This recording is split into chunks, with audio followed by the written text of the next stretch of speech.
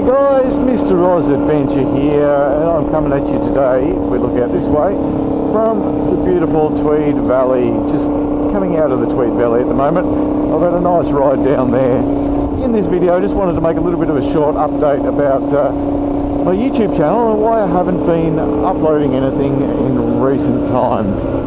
This is certainly the first time I've strapped a camera to my helmet in, I don't know when the last time was. It was a long time ago. Months and months, maybe a year, I'm not sure. One of the last times I know for certain that I strapped my camera to my helmet was back in April last year when I rode in Bali. I haven't had time for editing, I haven't had time for filming, I haven't had time for watching other people's YouTube videos, because I've been basically working two jobs. I've been in the middle of a career change, and this week is my last week of working at my old job, which is a panel beater. I've been a panel beater since I was a teenager. I've had a few breaks over the years where I've had time away from that, but I've been back at it for 7.5 years at the one employer, and at 51 years old now, the trade is taking its toll on my body a little bit. I couldn't do it forever.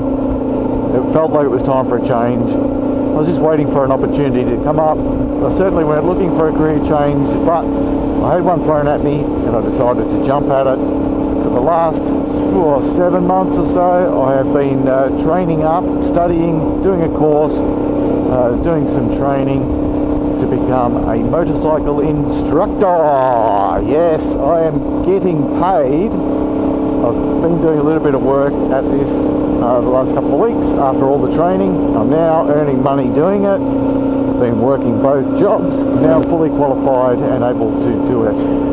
So I will be taking learners right through the process. There is a 3-stage process here in Queensland, Australia to get your motorcycle license.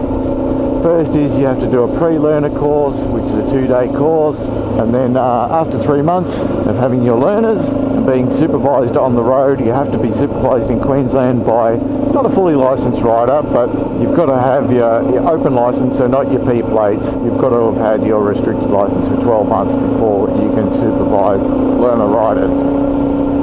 So you've got to be supervised by another rider for 3 months on the road. You cannot ride on your own here in Queensland until you go back and you do your restricted license. So that is called the RE. That is restricted engine. You're still on the same size, what they call the LAMS, Learner Approved Motorcycle Scheme. Learner Approved Motorcycles here in Australia. It works on a power to weight ratio. Anything under 660 cc's that has the correct power to weight ratio. Not all bikes under 660 cc's are eligible to be ridden by learners, but a lot are, including these DRZ that I'm on. So after a 3-month process of learning and being supervised, you can come back and do your restricted license. That is a full-day course, and then you're eligible to ride on your own, but you still have some restrictions, like I just mentioned with the LAMS motorcycles, but also alcohol and pillion restrictions for the first 12 months of being on that. After you have had your restricted license, your RE license, for 2 years, you are then eligible to come back and go for your unrestricted license, what they call the R license. So we hold the R course. That is a half-day course.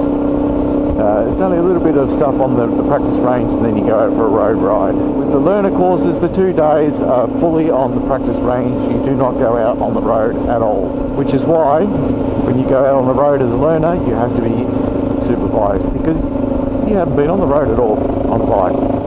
When you come back for that middle course, the RE course, that is a full-day course. You spend most of the day on the practice range, but then you head out on the road for 2 hours. When you come back and do your unrestricted course to gain your R license, you only spend about half an hour or so on the practice range, and then you head out for a road ride. With each of these courses, there is a number of classroom elements to it as well. Learning some of the theory components about motorcycling, including roadcraft, rider attitude, protective gear, and so on and so on. But as you progress through the courses, this gets less and less. So far, I'm bloody loving it. It's full on, absolutely full on learning all this stuff. Pretty much everything I've learned, I already knew as an experienced rider. I've had my license since the 1990s, and I've obviously ridden a lot during those years, but it just reaffirms everything that I've learned over the years, and I believe it has made me an even better rider than I feel I was beforehand. Absolutely loving just being surrounded by motorcycles every day, surrounded by positive people who are so pumped about getting out in the open road and riding a bike. It's just such a positive atmosphere. It's so good compared to being in the smash repair industry where there's so much negativity because people don't like being there. Customers don't like being there. Customers don't like bringing their car in to be fixed because they've had an accident. They've got to pay out all this money. It's just not a positive atmosphere. It's obviously not all plain sailing when it comes to teaching people to ride motorbikes either. It can be quite stressful, trying to make sure you touch all the bases and teach them all the right things that they have to learn. There's a lot of things you have to cover and you have to do everything properly. I've had to brush up on my skills and make sure I'm doing everything correctly. I've had to get rid of, well, I'm still trying to get rid of, all my little bad habits that I've created for myself over the years. And it is challenging dealing with the human element. Some people have a few learning challenges, a few language challenges, and that all makes it harder to teach them how to ride a bike. Just trying to find different ways, different methods to get them to learn. Get something to sink in. The hand and feet coordination, just trying to use all the controls on the bike, just making everything smooth.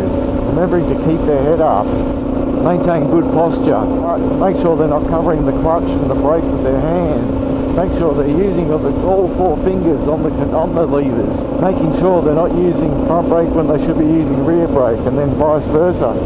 There is a lot to watch out for. Making sure they're maintaining a good gap around the range and they're not going to crash into each other. Making sure they're going to brake without hitting another bike or myself.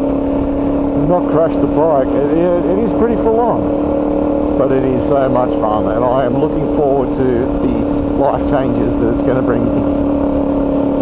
So far, I've already found out that I've got a little bit more energy in my body. It's been a mental headache. I've been so mentally worn out at the end of it, but physically, I'm feeling so much better. I'm hoping that just going back to doing one job instead of two jobs and all this study, that I'll be able to create more videos and bring out that creative side of myself again. Really looking forward to getting on top of editing all these other videos that I've had in the works for years, and then getting creative again. Getting out riding, creating new videos. I've got some upcoming tours that I'm going to be doing this year, and hopefully I'll be able to bring some of that to you guys as well. Show you a little bit more of Australia.